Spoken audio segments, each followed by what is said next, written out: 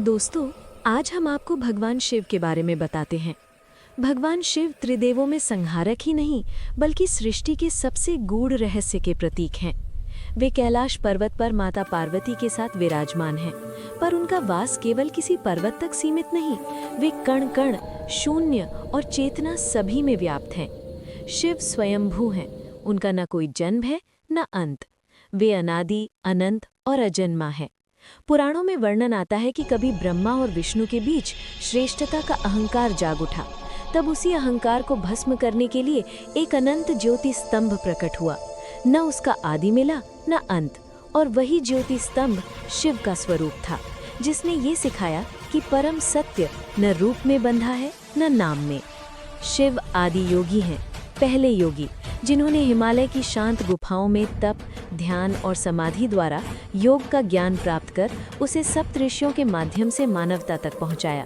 उनके लिए योग केवल आसन नहीं, बल्कि अहंकार का विसर्जन और आत्मा का परम सत्य से मिलन है। वे वैराग्य के प्रतीक हैं, राजा होकर भी भिक्षुक समान, देव होकर भी औघड़, जिनके लिए सोना और राख समान है। जब समुद्र मंथन से कालकूट विष निकला और सृष्टि का अस्तित्व संकट में पड़ा, तब शिव ने बिना किसी भय के वो विष पी लिया। माता पार्वती ने उनका कंठ दबाया, जिससे विष नीचे न उतरे, और उनका कंठ नीला हो गया। इसी कारण वे नीलकंठ कहलाए। ये त्याग और करुणा का चरम रूप था, जहां उन्होंने स्वयं कष्ट स्वीकार कर जगत को बचाया। शिव का तांडव नृत्य केवल विनाश नहीं, बल्कि सृष्टि के संतुलन का नृत्य है, जहां सृजन, पालन और संहार एक ही लय में बंधे हैं। उनके डमरू की ध्वनि से नाद उत्पन्न होता है, जिससे सृष्टि की गति चलती है।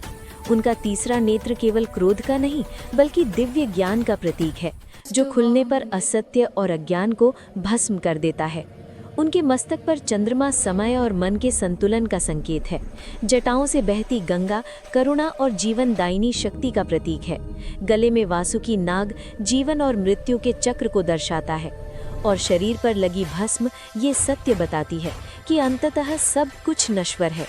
फिर भी शिव आशुतोष हैं, जो सच्चे भाव से पुकारने पर तुरंत प्रसन्न हो जाते हैं। वे भोलानाथ हैं, पर न्याय में अडिग, रुद्र हैं, पर भीतर से करुणामय।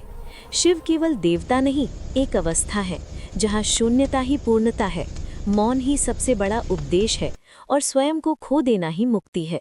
वे बताते हैं कि जीवन में सब कुछ छूट सकता है, पर सत्य नहीं। सब कुछ बदल सकता है, पर चेतना नहीं।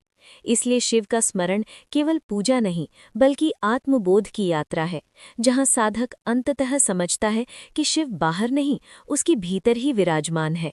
शिव को कालों के काल महाकाल मानने वाले सभी शिव भक्तों से निवेदन है कि इस वीडियो को लाइक और शेयर करें, और चैनल को सब्सक्राइब करें, ताकि और भी शिव भक्त भगवान शिव के बारे में जान सकें।